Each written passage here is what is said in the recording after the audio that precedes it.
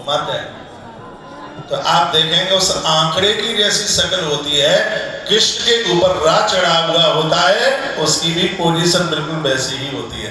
जैसे कुएं में बाल्टी गिरी है, उसको कांटा निकालता है, भव सागर में गिरे हुए जीव को भगवान का नाम निकालता है, उनके नाम का। लेकिन दुर्भाग्य है कि जपने में मन नहीं लगता। मैंने दादियों को देखा है, दादा लोगों को देखा है, माला भी छटकाते रहते हैं, सबका ध्यान रखते रहते हैं, कुत्ता आया, बिल्ली आई, घर में बहू की सहेली आई, सब ध्यान रखते हैं। बूढ़े लोग कौन आया, माला चल रही है, पूछे कौन है, कहां से आए, सबका लेखा जोखा इनको लेना है।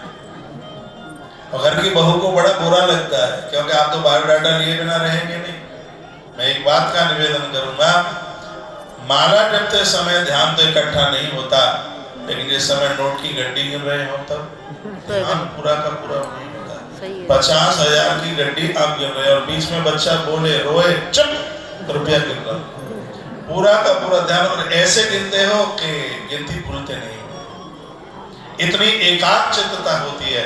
यदि धर्म के लिए आपके इस धन के लिए आप इतना एकाग्रचित्त होते हैं, सच मानिए इतनी एकाग्रचित्तता धर्म के लिए भी हो जाए, भगवान के जप में भी एकाग्रचित्तता हो जाए, भव सागर में व्यक्ति की दुर्गति नहीं होगी, उसका उद्धार, उसका आत्म कल्याण हो जाए। श्री भरत वो हैं जो एक क्षण के लिए भगवान को भूलते नहीं। ऐसे भरत की वंदना की, भरत जी का स्मरण करने से नियम पूरे हो जाए। दूसरी बात, भरत के जीवन में नियम है, वही नियम हमारे और आपके जीवन में। भरत नियम के साथ जीता।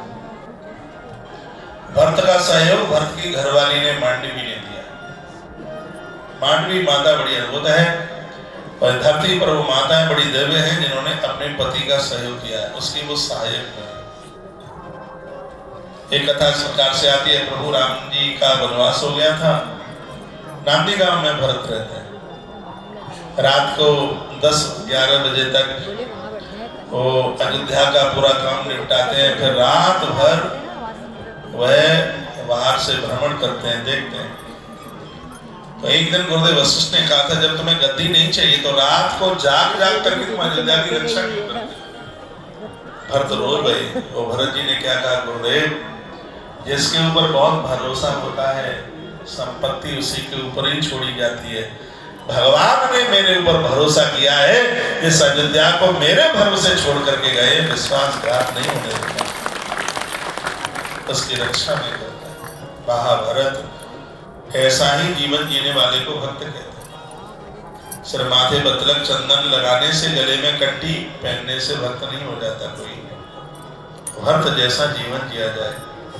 एक दिन की बात थी, माता कौशल्या ने छत पर कुछ पायलों की आवाज सुनी। नारी का कितना बड़ा योगदान होता है। तो माता कौशल्या से नहीं रहा गया, वो छत पर चढ़ करके देखा तो देखा कि मांडवी छत पर है। माँ कौशल्या ने कहा, बेटा बहुत रात हो गई है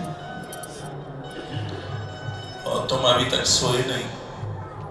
मांडवी रो पड़ी, कहने लगी, माँ तुम्हारा मंझला बेटा भी सोया नहीं है, दिया जल रहा है। मुझे लग रहा है कि अभी वो काम में लगे हुए हैं। जब तक पति को नींद नहीं तो मैं कैसे सो जाऊंगी। उनके हर कार्य को मैं अपनी साधना समर्पित करती हूँ। पत्नी का सहयोग करने से पुरुष लोग भरत बन गए हैं। उर्मिला के द्वारा सहयोग करने पर लोग लक्ष्मण बन गए। माता जानकी के सहयोग के द्वारा अयोध्या का राजकुमार राम बन गया है।